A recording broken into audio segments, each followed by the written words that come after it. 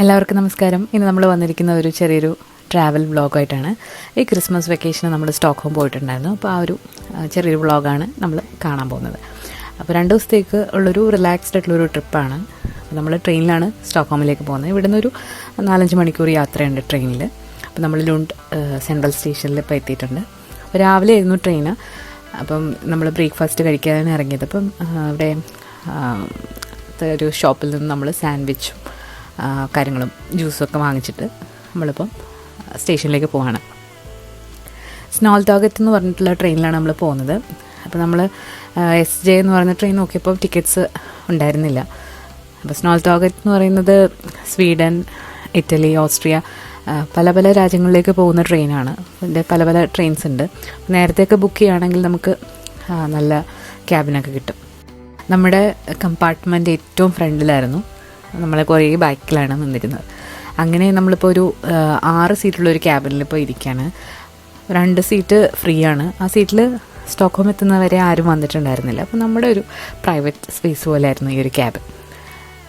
അപ്പോൾ ഈ ഒരു ട്രെയിനിൽ റെസ്റ്റോറൻ്റൊക്കെ ഉണ്ട്. അപ്പോൾ അതൊക്കെ വേണമെന്നുണ്ടെങ്കിൽ നേരത്തെ കൂട്ടി ബുക്ക് ചെയ്യണം. അപ്പോൾ നമ്മൾ കയറി ബുക്ക് ചെയ്ത സമയത്ത് അത് അവൈലബിൾ അല്ലായിരുന്നു.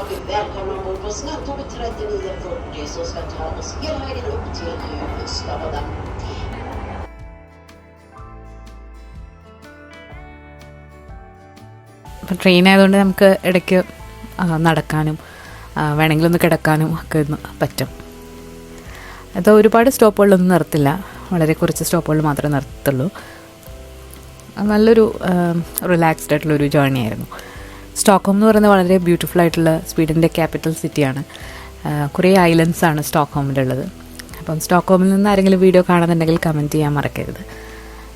ഇതൊരു ചെറിയൊരു റിലാക്സ്ഡ് ആയിട്ടുള്ളൊരു ട്രിപ്പാണ് നമ്മൾ പ്ലാൻ ചെയ്തത്. ഒരുപാട് സ്ഥലങ്ങളിൽ പോകാതെ ഒരു റിലാക്സേഷന് വേണ്ടിയിട്ടുള്ളൊരു യാത്രയായിരുന്നു. അപ്പോൾ മക്കൾ സാൻഡ്വിച്ചൊക്കെ കഴിച്ചു, നമ്മളും കഴിച്ചു. എക്സ്ട്രാ കുറച്ച് വാങ്ങിച്ചിട്ടുണ്ടായിരുന്നു. ട്രെയിനിൽ കയറുമ്പം നമുക്ക് അതിൽ കൂടുതൽ വിശക്കാനുള്ള ചാൻസുകൾ ഉള്ളതുകൊണ്ട് എക്സ്ട്രാ ആയിട്ട് വാങ്ങിച്ചിട്ടുണ്ടായിരുന്നു.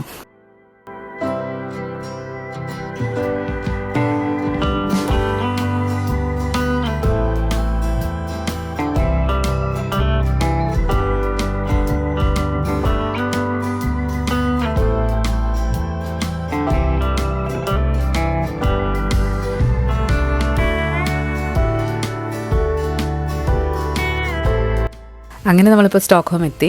രാവിലെ കയറിയതാണ്. ഉച്ചയ്ക്ക് 2 മണിയൊക്കെ ആയപ്പോഴത്തേക്ക് നമ്മളിപ്പം സ്റ്റോക്ക്ഹോം എത്തി.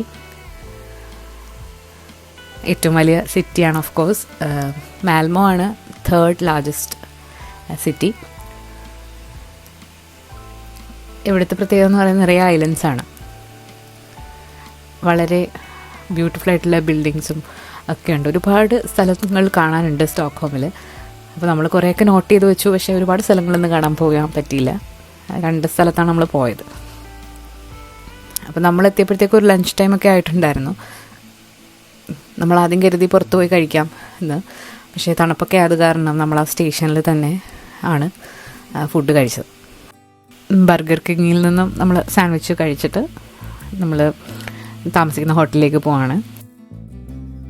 ഇവിടെ അത്യാവശ്യം നല്ല ട്രാഫിക്കും നല്ല ജനത്തിരക്കും ഉണ്ട്.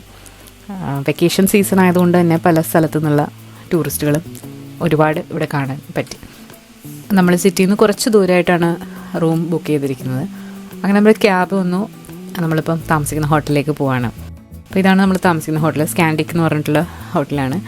ഇതൊരു പോർട്ടിൻ്റെ തീരത്തായിരുന്നു. അപ്പോൾ അവിടെ നമുക്ക് കപ്പലുകൾ വരുന്നതും പോകുന്നതും ഇങ്ങനെ കാണാം. അപ്പോൾ അങ്ങനെ നമ്മൾ ഇപ്പോൾ ചെക്ക് ഇൻ ചെയ്യുകയാണ്.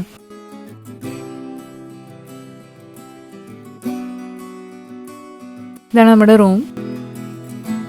കുട്ടികൾക്കായിട്ട് ബങ്ക് ബെഡ്സ് ഉണ്ടായിരുന്നു. നല്ല കംഫർട്ടബിൾ ആയിട്ടുള്ള ബെഡും നല്ലൊരു റൂമായിരുന്നു. ഇവിടെ ഹോട്ടലിൽ തന്നെ റെസ്റ്റോറൻ്റ് ഉണ്ട്. അപ്പോൾ നമ്മൾ വൈകിട്ടത്തെ ഫുഡ് അവിടെ നിന്ന് കഴിക്കാമെന്ന് വിചാരിച്ചു. നമ്മളുടെ ഉച്ചയ്ക്ക് ഫുഡ് അത്ര നമുക്ക് ഇഷ്ടപ്പെട്ടില്ല. അപ്പോൾ വൈകിട്ട് അത്യാവശ്യം നല്ല വിശപ്പുണ്ടായിരുന്നു. അപ്പോൾ നമ്മളിപ്പം ഓർഡർ ചെയ്യാൻ പോവാണ്. കുട്ടികൾക്കൊക്കെ നല്ല വിശപ്പുണ്ടായിരുന്നു. ഞാൻ ഓർഡർ ചെയ്തത് മീറ്റ് ബോൾസ് ആൻഡ് മാഷ്ഡ് പൊട്ടാറ്റോസാണ്. ഞാനും മുത്തും സെയിമാണ്. ഏട്ടൻ സ്റ്റേക്കും സോസുമാണ്. പിന്നെ പൊന്നു സ്പഗറ്റി വിത്ത് മീറ്റ് സോസ് ആയിരുന്നു. പിന്നെ ഒരു ഡെസേർട്ട് പറഞ്ഞു. ഡെസേർട്ട് കഴിക്കാൻ ആക്ച്വലി സ്ഥലമില്ലായിരുന്നു വയറ്റിൽ. അങ്ങനെ നമ്മൾ വെളിയിൽ പോയി കുറച്ച് കാറ്റൊക്കെ കൊണ്ടിട്ട് തിരിച്ചിപ്പം റൂമിലേക്ക് പോവാണ്. അങ്ങനെ ഇപ്പോൾ അടുത്ത ദിവസം രാവിലെ ആയിട്ടുണ്ട്. അപ്പോൾ നമ്മൾ ഇന്ന് ഒരു മ്യൂസിയത്തിലേക്കാണ് പോകുന്നത്.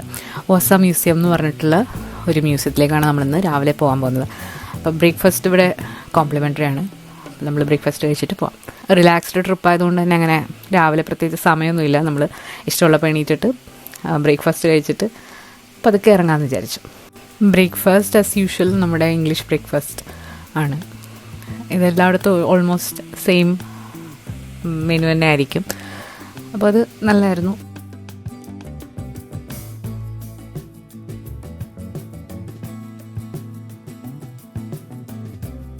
അങ്ങനെ ബ്രേക്ക്ഫാസ്റ്റ് ഒക്കെ കഴിച്ചിട്ട് നമ്മളിപ്പോൾ റൂമിൽ വന്നു.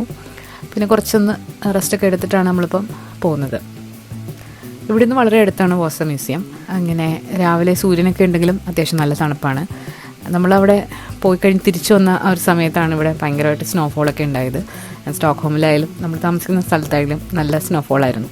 അപ്പോൾ നമ്മൾ പോയ സമയം അത്യാവശ്യം നല്ല വെതറായിരുന്നു, സണ്ണി ആയിരുന്നു, പക്ഷേ നല്ല തണുപ്പുമായിരുന്നു. അങ്ങനെ നമ്മളിപ്പം ഓസ മ്യൂസിയത്തിലെത്തിയിട്ടുണ്ട്. അപ്പോൾ ഈ മ്യൂസിയത്തിൻ്റെ ഒരു പ്രത്യേകത എന്ന് പറയുമ്പോൾ, ഈ മ്യൂസിയം എന്ന് പറയുന്നത് ഓസ ഷിപ്പിന് വേണ്ടിയിട്ടുള്ള ഒരു മ്യൂസിയമാണ്. 1600 ഒരു കാലഘട്ടത്തിൽ ആദ്യ യാത്രയിൽ തന്നെ മുങ്ങിപ്പോയൊരു ഷിപ്പ് വളരെ വർഷങ്ങൾക്ക് ശേഷം കണ്ട് എടുത്തിട്ട് നന്നായിട്ട് പ്രിസർവ് ചെയ്ത് വെച്ചിരിക്കുന്ന ഒരു മ്യൂസിയമാണ്. ആ ഒരു ഷിപ്പ് ഒരു 300 വർഷം കഴിഞ്ഞിട്ട് അവർ എടുത്തിട്ട് വളരെ മനോഹരമായിട്ട് പ്രിസർവ് ചെയ്ത് വെച്ചിരിക്കുന്ന ഒരു മ്യൂസിയമാണ്. ഇത് മെയിനായിട്ട് ഈ ഒരു ഷിപ്പിന് വേണ്ടിയിട്ട് മാത്രമുള്ളതാണ്. ആ ഷിപ്പൊന്ന് കാണേണ്ടത് തന്നെയാണ്. മുഴുവനായിട്ടും തടിയിൽ തീർത്തിട്ടുള്ള ഒരു ഷിപ്പാണ്. അപ്പോൾ ഇതാണ് ഷിപ്പ്. അപ്പോൾ ഇത് പല നിലകളിലായിട്ട് നമുക്ക് ഇതിൻ്റെ പല പല ആംഗിളിൽ നിന്നുള്ള വ്യൂസ് നമുക്ക് കിട്ടും. ഇത് മുഴുവനായിട്ടും തടിയിൽ ചെയ്തിട്ട് ഇത് പണിഞ്ഞ സമയത്ത് ഇതിൻ്റെ പുറത്ത് റെഡും വൈറ്റും ഒക്കെ ആയിട്ടുള്ള പെയിൻറ്റുകളൊക്കെ കൊടുത്തിട്ടാണ് ഉണ്ടായിരുന്നത്. പിന്നെ ഇത് കടലിൽ 300 വർഷം കിടന്നിട്ട് എടുത്ത് പ്രിസർവ് ചെയ്ത് വെച്ചിരിക്കുന്നതാണ്. അവിടെ ഒരു തിയേറ്റർ ഉണ്ടായിരുന്നു. അവിടെ നമുക്ക് ഒരു ഷിപ്പിനെ കുറിച്ചുള്ള ഒരു മൂവി അവിടെ ഡിസ്പ്ലേ ചെയ്യും. പല ലാംഗ്വേജസിലുണ്ട്. അപ്പോൾ ഇംഗ്ലീഷ് ലാംഗ്വേജിലുണ്ട്.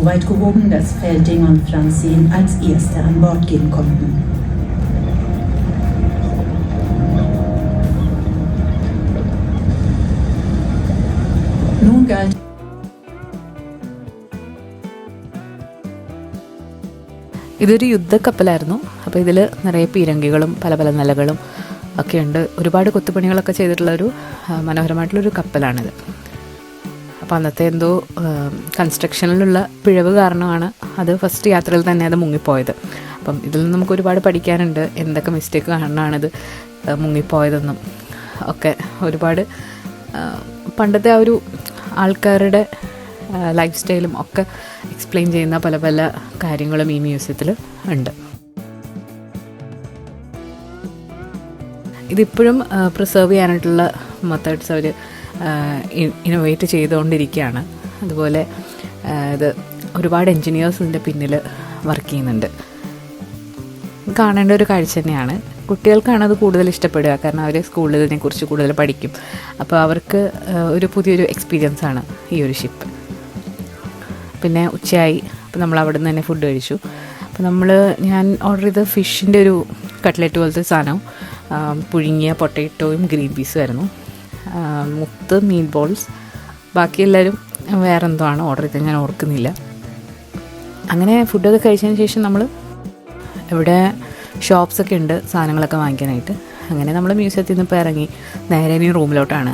ഒരുപാട് നടന്ന് നമ്മൾ ടയേർഡായിട്ടുണ്ട്. അപ്പം നേരെ ഇനി റൂമിൽ പോകാമെന്ന് വിചാരിച്ചു.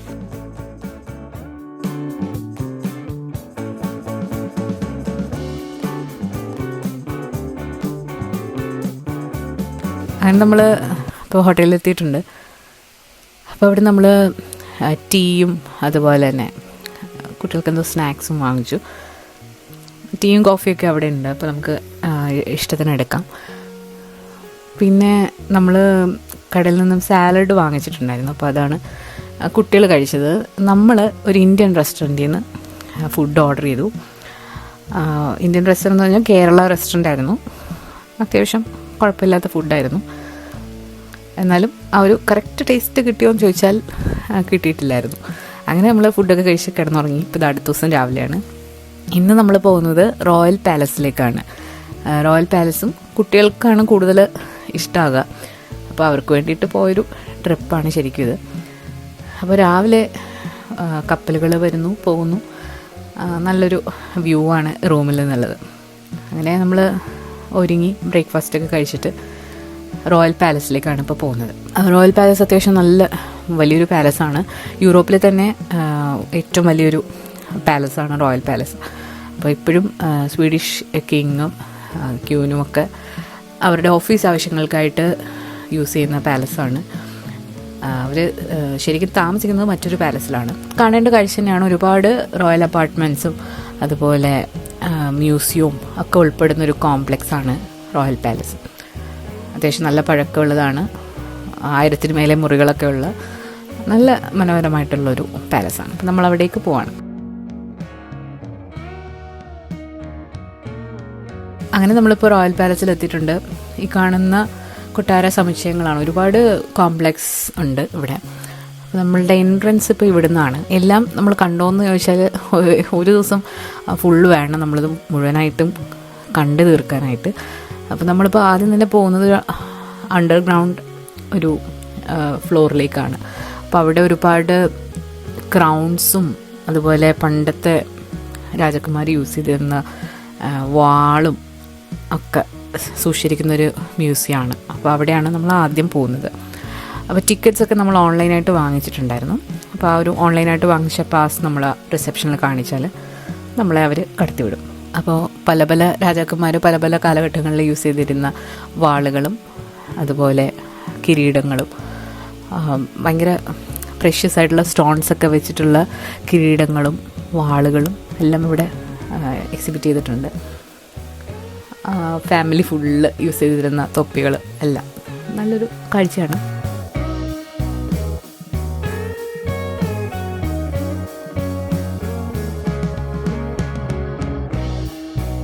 ഇവിടെ ഒരു 12 മണി ആ ഒരു സമയമാകുമ്പോഴത്തേക്ക് ചേഞ്ചിങ് ഓഫ് ദി ഗാർഡ് എന്ന് പറഞ്ഞിട്ട് നമ്മൾ വെളിയിലൊരു പരേഡ് പോലെ ഉണ്ട്. അപ്പോൾ അത് കാണേണ്ട ഒരു കാഴ്ചയാണ്. അപ്പം നമ്മൾ ഈ ഒരു ഫ്ലോറ് കംപ്ലീറ്റ് ആക്കിയതിന് ശേഷം നമ്മൾ പുറത്തേക്ക് പോയിട്ട് അത് കണ്ടിട്ട് തിരിച്ച് വീണ്ടും നമുക്ക് ഉള്ളിലേക്ക് കയറാം. പിന്നെ നമ്മൾ കൊട്ടാരത്തിൻ്റെ പല പല റൂംസിലൊക്കെ പോയി ഓരോ റൂമിലും പല പല കാര്യങ്ങൾ എക്സിബിറ്റ് ചെയ്തിട്ടുണ്ടായിരുന്നു. പണ്ട് കാലത്ത് യൂസ് ചെയ്തിരുന്ന ഡ്രസ്സുകളും അതുപോലെ കോൺഫറൻസ് റൂം, ബെഡ്റൂം, ഭയങ്കര ഒരു റോയൽറ്റി ഫീൽ ചെയ്യും നമുക്ക് ഓരോ റൂമുകൾ വിസിറ്റ് ചെയ്യുമ്പോഴും. അത്രയ്ക്ക് മനോഹരമാണ്. ഇതെല്ലാം കൂടി ഞാൻ എക്സ്പ്ലെയിൻ ചെയ്ത് നിങ്ങളെ ബോറടിപ്പിക്കുന്നില്ല. അപ്പോൾ നിങ്ങൾ കണ്ടു നോക്കും.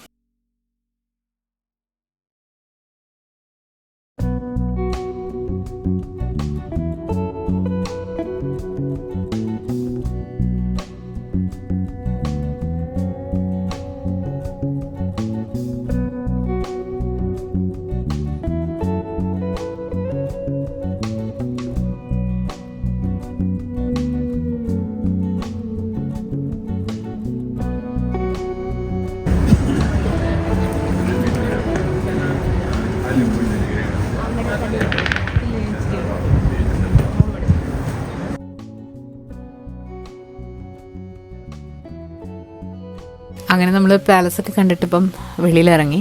അപ്പോൾ നമ്മൾ രാവിലെ ഫുഡ് കഴിച്ചാണ്. അപ്പം എല്ലാവർക്കും വിശക്കുന്നുണ്ടായിരുന്നു. അപ്പോൾ നമ്മൾ ഇനി പോകാൻ പോകുന്നത് സ്കാൻഡിനേവിയയിലെ ഏറ്റവും വലിയ ഷോപ്പിംഗ് കോംപ്ലക്സ് ആയിട്ടുള്ള മോൾ ഓഫ് സ്കാൻഡിനേവിയയിലേക്കാണ്. ഇത് അത്യാവശ്യം വലിയൊരു ഷോപ്പിംഗ് മോളാണ്. പിന്നെ ഈ ഷോപ്പിംഗ് മോൾ എല്ലാ രാജ്യത്തും ഒരേപോലെ ആയതുകൊണ്ട് നമുക്കങ്ങനെ വലിയ എക്സൈറ്റ്മെൻറ്റോ ഒന്നും തോന്നിയില്ല. നമ്മൾ ആദ്യം ഫുഡ് കഴിക്കാനാണ് കയറിയത്. ഒരു കബാബ് കടയിലാണ് കയറിയത്. നല്ല ഫുഡായിരുന്നു. പിന്നെ ഇവിടെയുള്ള സ്വീഡനിൽ പൊതുവെ കാണുന്ന എല്ലാ ഷോപ്പുകളും അവിടെ ഉണ്ടായിരുന്നു. എല്ലാ സാധനങ്ങളും ഇവിടെ കിട്ടുന്നത് തന്നെ, അതുകൊണ്ട് നമുക്ക് വലിയ പുതുമയൊന്നും തോന്നിയില്ല. അങ്ങനെ നമ്മൾ വന്നിട്ട് സാലഡ് കടയിൽ നിന്ന് വാങ്ങിച്ച് ഡിന്നറൊക്കെ കഴിച്ച് കിടന്നു. ഇതിപ്പോൾ അടുത്ത ദിവസം നമ്മൾ തിരിച്ച് നമ്മുടെ സ്ഥലത്തേക്ക് പോവാണ്. നമ്മൾ ബ്രേക്ക്ഫാസ്റ്റൊക്കെ കഴിഞ്ഞിട്ട് അതിരാവിലെ ട്രെയിൻ കയറാൻ വേണ്ടിയിട്ട് പോവാണ്. 9 മണിക്കാണ് ട്രെയിൻ. അപ്പോൾ നമ്മൾ 7 മണിക്ക് ബ്രേക്ക്ഫാസ്റ്റൊക്കെ കഴിച്ചിട്ടിപ്പം എല്ലാം പാക്ക് ചെയ്ത് തിരിച്ചിപ്പോൾ ട്രെയിനിൽ കയറാനായിട്ട് ക്യാബൊക്കെ ബുക്ക് ചെയ്ത് റെയിൽവേ സ്റ്റേഷനിലോട്ട് പോയിക്കൊണ്ടിരിക്കുകയാണ്. നല്ല റിലാക്സ്ഡ് ആയിട്ടുള്ളൊരു ട്രിപ്പായിരുന്നു. വളരെ ബ്യൂട്ടിഫുള്ളാണ്. പഴയ ഒരുപാട് ബിൽഡിങ്സൊക്കെ ഉണ്ട്. അങ്ങനെ നമ്മളിപ്പോൾ ട്രെയിനിൽ കയറി. ഇതിങ്ങനെ ക്യാബിൻ ആയിട്ടല്ലായിരുന്നു, സാധാരണ ഒരു സ്നോൾടോഗറ്റ് എന്ന് പറഞ്ഞ ട്രെയിൻ തന്നെയായിരുന്നു, പക്ഷെ നമുക്കിങ്ങനെ ഫേസ് ടു ഫേസ് ഇരിക്കാനായിട്ട് കിട്ടി. ഇനിയൊരു 4-5 മണിക്കൂർ യാത്രയാണ് ടു നമ്മുടെ സ്ഥലം. ഇതൊരു ചെറിയൊരു വ്ളോഗായിരുന്നു. അപ്പം നിങ്ങൾക്ക് ഇഷ്ടമായിട്ടുണ്ടെങ്കിൽ ലൈക്ക് ചെയ്യാനും കമൻറ്റ് ചെയ്യാനും മറക്കരുത്. അതുപോലെ നിങ്ങൾ കാണാൻ ആഗ്രഹിക്കുന്ന റെസിപ്പീസൊക്കെ കമൻറ്റ് ചെയ്യുക. നമ്മൾ വീഡിയോസ് ചെയ്യുന്നതാണ്. ഇനി സ്ഥിരമായിട്ട് നമ്മൾ വീഡിയോസ് അപ്ലോഡ് ചെയ്യും, വ്ളോഗ്സൊക്കെ അപ്ലോഡ് ചെയ്യും. അപ്പം എല്ലാവരും മറക്കാതെ കാണാം. പണ്ട് സപ്പോർട്ട് ചെയ്തപോലെ തന്നെ സപ്പോർട്ട് ചെയ്യാൻ മറക്കരുത്.